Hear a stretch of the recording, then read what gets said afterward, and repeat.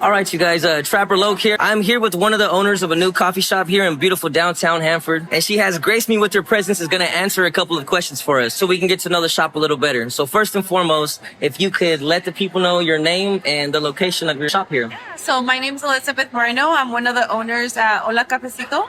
And we're located at 316 North Irwin, and we're right in the corner of Lacey and Irwin. So right in front of the Civic Center Park. Perfect location. Yes, indeed. Lots of business going on here, man. I see it's bustling. Yeah, it's bustling. Literally every day. I don't think we can say we have a slow day anymore. That's amazing. My first question for you guys is, what inspired opening a coffee shop? So I think it goes back to our roots. My whole entire family comes from small businesses. I think ever since I was small, my family just worked for themselves. And growing up, me and my siblings always knew we wanted to work for ourselves. And so one of our first businesses is back in my hometown in Avenel. My brothers actually own a pizza shop. Okay. And they do brick oven pizza. They travel all over the Central Valley.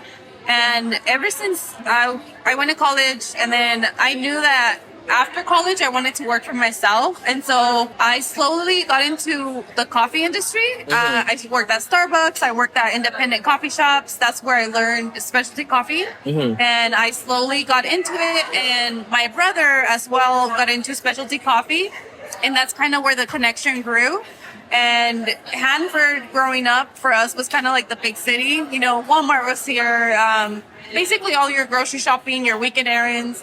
And so we just knew that Hanford was growing and that it needed something different. And so that's why we wanted to bring specialty coffee shop to Hanford. A funny thing you mentioned Avenel is that my family as well is from Avenel. So I was going through your guys' Instagram and I seen you guys had something for the high school here. Yes. I seen Home of the Bucks and I was like, what are the odds? Yeah, what are the odds? So we went to high school, elementary, middle school, and so it's been nice to commute and then just be here in Hanford. Yes, amazing. Your next question. All right, what inspired the name change and who was the one to come up with the new name? Between me and my brother, we always knew that we wanted to include cafecito because it's a very nostalgic word in the Mexican culture. And so at first, in our first location, honestly, it was just such a fast move that we wanted to get the name out there. And so we're like, okay, Cafecito Bar, because the first location was more of a like grab and go location. So we thought it fit well. But once we moved out here, we knew that we wanted to make it more inviting. And the location itself is very inviting, very open. So we thought, you know, why not include Hola Cafecito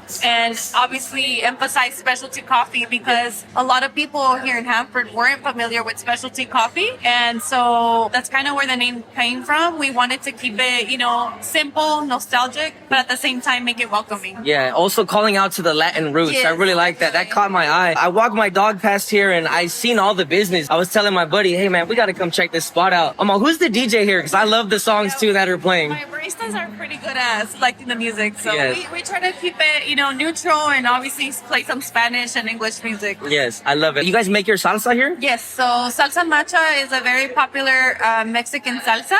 It's kind of like a twist to your traditional like chili oil, but this one has a lot more spices and peanuts.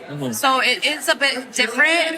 It, like I said, it's a twist to the typical like chili oil. So who gets the credit for making it? My brother. Your brother? Yeah, my brother. So he is more of the brains behind all the food and the menu. And then I focus a little bit more on the coffee side. And that's how we are able to just, you know, make it work. We all kind of have a different role here. And so definitely the salsa, he came up with that. And obviously it's not something new, but it is new to our coffee shop and I think to the community. Yes, I think I ordered I had the turkey sandwich the other day and I tasted a little hint of spice in there and perfect amount, So perfect it's not amount. too spicy.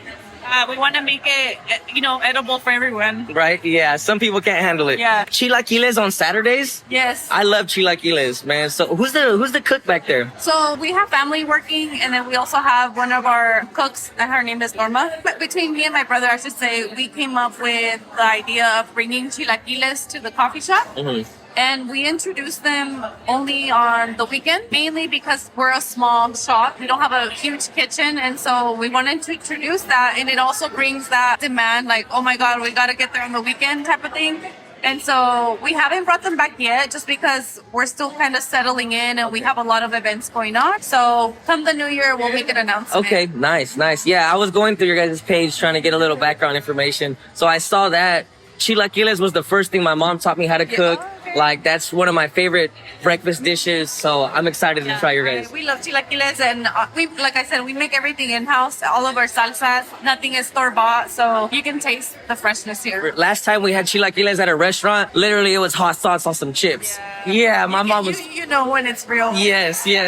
How did the relationship start with you and the Rosa Brothers company, the milk company? It's here in Hanford, correct? Yeah. So the connection just kind of grew. You know, we've always focused on sourcing locally as far as like our ingredients, our coffee. And so the next step was, okay, well, how to bring local milk to the coffee shop. And so our demand just kept growing. We were probably going to the store maybe like 3 or 4 times a week. And so we knew that we wanted to outsource that. And the best way possible was with Rosa Brothers. And honestly, the connection has been so amazing. They're very supportive, and the owners actually stopped by to get some drinks. So that was very nice for them to take the time out of their busy day to check us out. Yeah, one thing I wanted to mention to our viewers is stop buying your coffee at Starbucks and all these big name brand places. Come and spend your money locally with some people who are doing things for the community. They source locally. Everything's into the community, be for the community. Come buy your coffee here. It's delicious. My first time I tried the mazapan latte. I think right now I'm drinking the Oaxacan mocha. This beats that one. I don't know, just personally. So you guys are going to have to come check it out and figure out what you like for yourselves. They also have an amazing menu of food, and that's one thing I wanted to talk about next. Maybe we could get the menu and we can go over what you guys have to offer. Yeah, I mean, I kind of know it by memory. On top of the head, let's hear it. We focus on a small menu, and the small menu is a little bit more seasonal. So that's why we keep it short. And it also allows us to do a very good job at, you know, being able to control what we serve. And we try to focus on being a no waste restaurant. So every single ingredient, we reuse it in other recipes. So for example, we have our breakfast bagel, and then the same ingredients go into the avocado toast. Obviously, they're set differently. But we also serve a peanut butter banana toast, and all of our bread is also sourced locally, and it's sourdough. So that's another big change that we made in the past. We knew that sourdough bread was just the thing. And so our menu is really focused on being a no waste menu. And like I said, we keep everything short, small, and you can just see the quality of it. I love it. So what are some of your favorites from the menu? Like, what do you prefer? Some of my favorites, to be honest, I would say the café con leche. It's a brown sugar and cinnamon cold brew. We make that in-house, so we make it into a concentrate, and then we just add the milk of choice. And then my other favorite, I would say, is probably our lavender latte.